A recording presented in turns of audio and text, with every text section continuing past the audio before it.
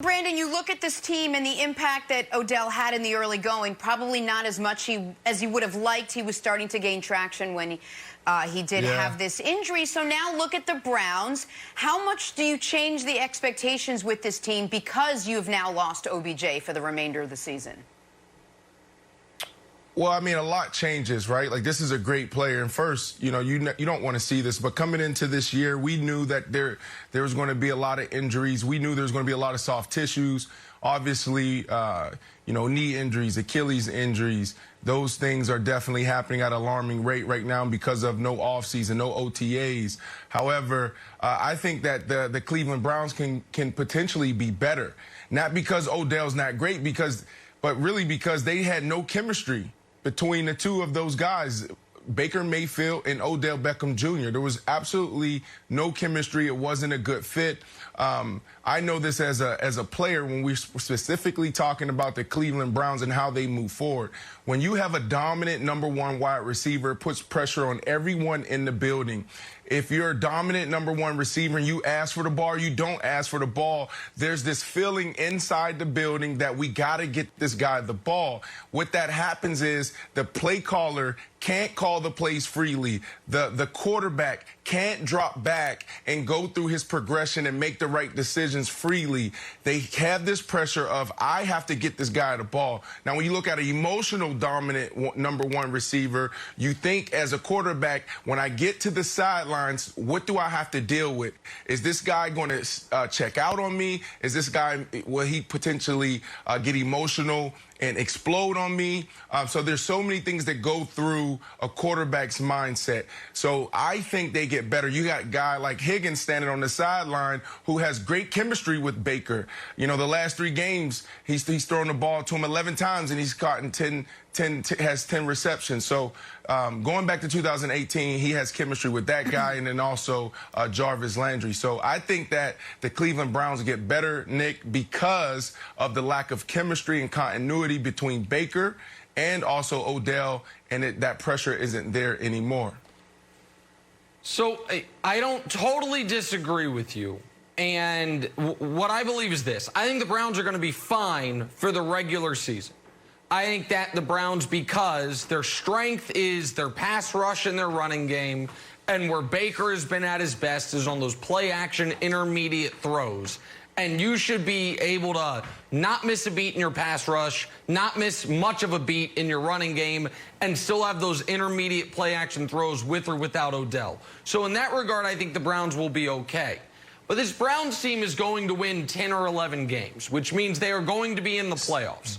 Okay. And in the playoffs, against the best teams, the ability to have a #1 receiver that can dictate coverage or that can beat a Marlon Humphrey or a Marcus Peters one-on-one, or can get Jarvis easier matchups, or can force the other team out of playing a stacked box because you need safety help over the top.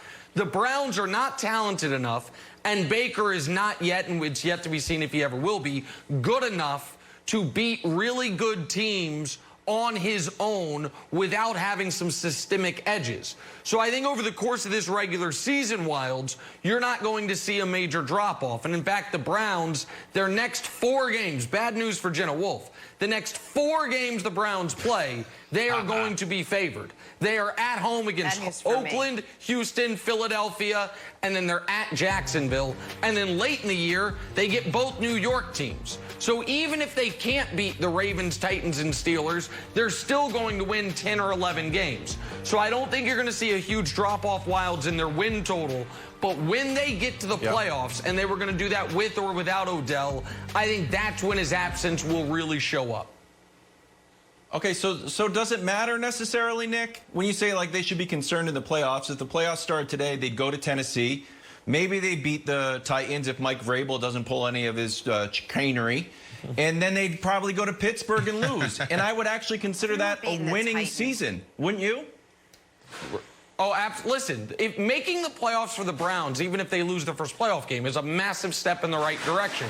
And I do think there is going to be a question if they do win 10 or 11 games and make the playoffs without Odell, assuming he rehabs well and is fully healthy. If Baker looks better the second half of the season, I think, Jenna, there will be a question over whether or not, because he's still a valuable player in this league, they'd be better served getting a different player or a pick for him that is more conducive to what they're trying to do than trying to kind of force this fit, which hasn't been seamless thus far, Jenna. Nick, will make a side bet with you, 10 or 11 games. I don't know about that. Let's take a turn, though. First, talk some Monday Night Football. Rams taking care of business behind a pretty solid performance from Jared Goff last night. 219 passing yards, 2 touchdowns.